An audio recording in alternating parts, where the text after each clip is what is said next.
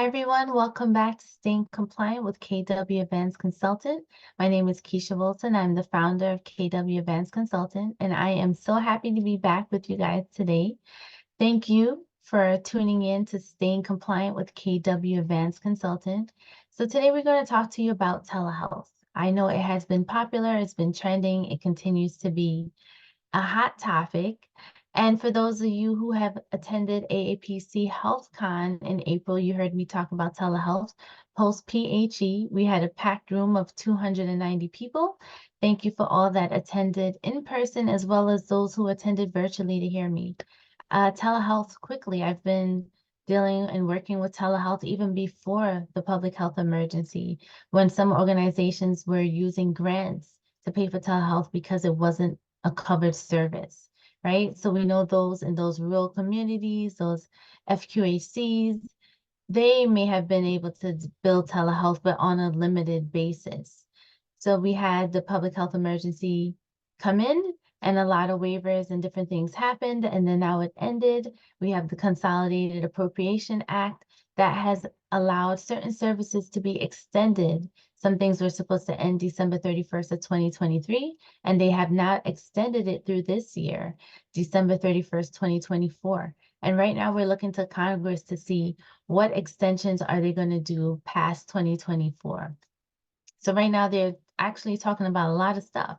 So we're waiting, and I'm waiting so I can learn about it and educate you. But I want to talk about place of service quickly. So before the public health emergency, place of services that were being billed for telehealth, we always saw O2. Then the public health emergency came, and we know CMS had, that was one of the waivers where they allowed you to bill the place of service where the service would have taken place. So if it would have taken place in the office setting, you were billing place of service 11. So there was different place of services that were being billed. So example 11, 19, 22, 23, it depends on where the service would have taken place. Then you would have put the appropriate modifier, so they would have known that this was a telehealth visit. So now that the public health emergency ended on May 11th of 2023, December 31st of 2023 was the end of using place of service 11, 19, 22, 23 in the bills. Starting January 1st of 2024 of this year, it should have been either place of service 02 or 10. So you want to check your systems to make sure that you are billing the appropriate place of service now.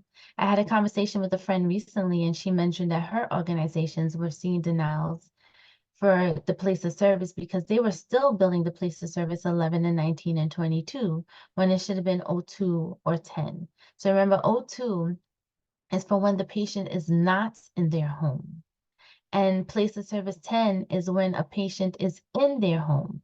That does not include a hospital or facility, but it includes a permanent residency. So if they're in a nursing home, if they're in a shelter, right, you're billing place of service 10. So you want to be mindful. There was also a lot of payers that was actually billing place of service 02 even before the public health emergency ended. So such, for example, like Aetna and them, they wanted to see place of service 02. So you always want to check your payer policy, right? We know that CMS does things one way, but that does not mean that every other payer is going to follow suit with what CMS does. You always want to check the payer policies and check on their websites to see what do they want to see when it comes to billing, especially when it comes to place of service and modifiers when it pertains to telehealth. So I hope that was a helpful tip. You know, if your organization has an Excel sheet, you can create a form, you can list the different insurance companies, and then list the modifiers as well as place of service that they want to see.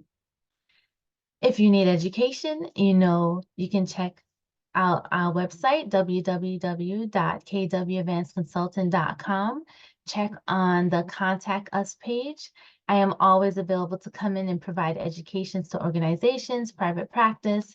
I love teaching on telehealth. And if you will be in Philadelphia in August, I will also be talking about telehealth. I'll be talking about telehealth in the US versus globally. So If you are in the area, I would love for you to stop by. But if you do need education, contact us. Double check your systems, making sure you're billing the appropriate place of service, right? The worst thing to do is get denied for something so simple, right? And if anything, put an edit in your system to make sure that things, if they're going out with those place of service for telehealth, that they're being stopped so you can correct it before you go out and get a denial. So thank you so much for staying tuned and subscribing to KW Advanced Consultant. I would love if you like, subscribe, and share. And stay tuned to our next telehealth tip. Have a great rest of the day. Bye-bye.